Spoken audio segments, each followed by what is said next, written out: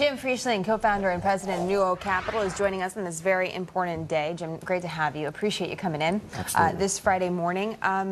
One of the things that we're going to be watching here is the labor force, too, because as the labor force shrinks, that affects our unemployment rates. As it grows smaller, as more people fall off the radar, decide that they're not looking for work anymore, that skews the numbers a little bit. So how important is this number, the particular number, the unemployment rate, the job losses to you and the way that you're advising your clients? Well, I do think at this moment it is all about jobs.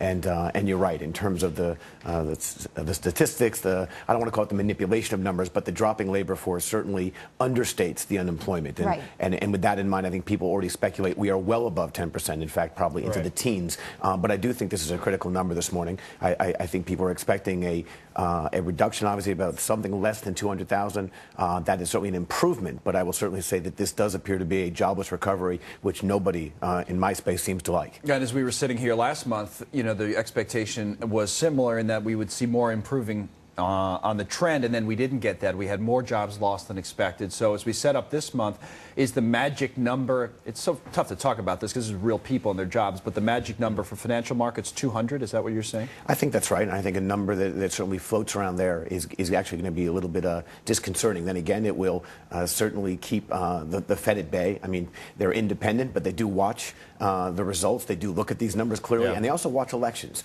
And the incumbents are having a little bit of a hard time because I think the economy and jobs are the top priority right now. When you had this big jobs report hanging over the market for the week, why did we see the rally that we saw yesterday going into this number? I think the wisdom is that the stock market is playing 6-9 months ahead of a potential recovery in the labor force. The earnings have been pretty attractive. I think we're going to see some actually continued attractive earnings this morning.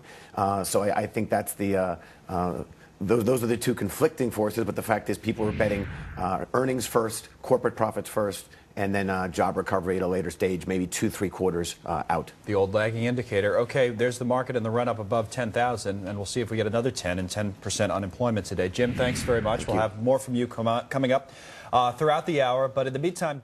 For an instant audit, Jim Frischling, I should say, NewOak Capital co-founder and president. Jim, is this a necessary evil, or is this indeed too much power in one area? Well, I certainly appreciate the transparency because these numbers are astronomical and almost cartoonish. Hard to get your hands around, trillions. But I do think a combination, to your point, a lot of power sitting with certain government agencies and a lot of power now sitting with certain large banks, especially the healthy ones that have only become stronger. Now, and now we're past all this, right? As we say, a lot of this is expired, and we're finding out after the fact what happened. You're right, at astronomical numbers. But what do we do with the information?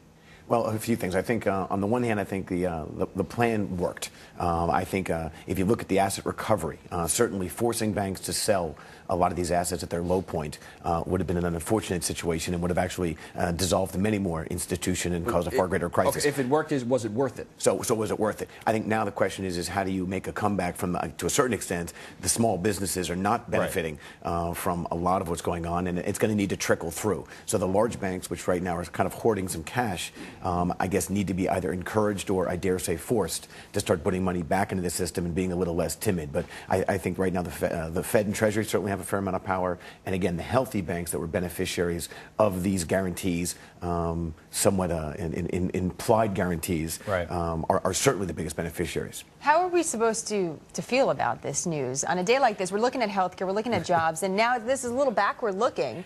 We don't have those guarantees all in place right now. Does it give you a different sense of where we were during the crisis? One thing I love about your question is I don't know if the taxpayer has gotten a fair return on the investment or on the risk that's been taken. The idea that the money being returned and maybe some amount of, I guess, with some amount of interest, given what has come, given the risk that was taken, and now we're learning just how large that risk was. To your point, how does it make me feel? Well, as a taxpayer, I think maybe I should be getting we as taxpayers should get a little bit of a heightened return given the extreme risk. However, we are supposed to look forward now, and I think with that that in mind, right now getting money into the system and getting banks to be a little less timid is where my head is and what we're trying to focus on. Especially in the small business market, as you talked about. That's okay, correct. Jim, thank you very much. Jim Frischling. Some people might say... Now, a flood of investor cash drove up the prices of commodities this year. It's now slowing on some concerns that the prices could eventually fall, as we were just talking about. What does this mean for investors, though? How will it affect commodity prices for oil and gold, and where should you put your money? Jim Frischling is co-founder and president of NewOak Capital. Jim, what do you think? Well, I think one of the drivers of commodity prices, and particularly oil, is the established low rate or almost zero rate environment that we're in, and the Fed's prediction, or rather, I guess, almost telling investors, or telling the market, I should say, that they're going to maintain and hold that policy, in which case the dollar continues to be under pressure, which does make the commodity sector an attractive one. So the money should keep flowing in, and it is. It's not like it's not, but it's at a low. As the Journal points out this morning in their story, there was a lot more money being dedicated to commodities, say at the beginning of this year, and then it's slowly gotten smaller. And now, last quarter, last month, not as much money going into the commodities. What do you make of that? I think it's accurate, but it's relative.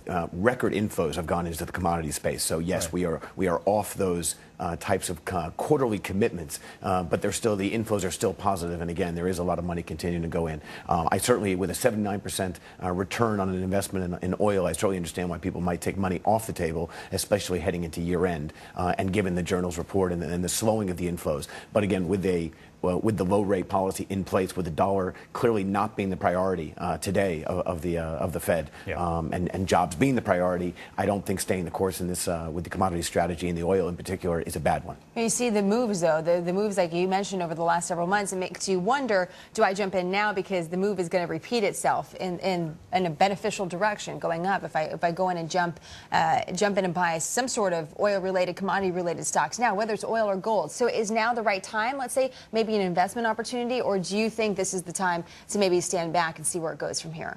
If you were in that market, if you'd entered early, I certainly understand why. Again, taking its money off the table wouldn't be a bad one. However, it doesn't appear to me to be a supply issue right now in the oil space. And with that in mind, if the speculators believe that this is still the right trade, and it seems like they do, I don't think it's a bad play, especially for the next 2 quarters. Is it different for, we have oil and gold up, we just had it on the screen. Is it different for gold than it is for oil? I mean, in terms of how you look at it and what the mindset is in investing? In oil, which seems to be a play on the economy almost getting better in some ways. I mean, I know there's more that gets into it, whereas gold sometimes is a place to hide when you think things are going to get worse. Well, I still think the gold is going to benefit from the dollar.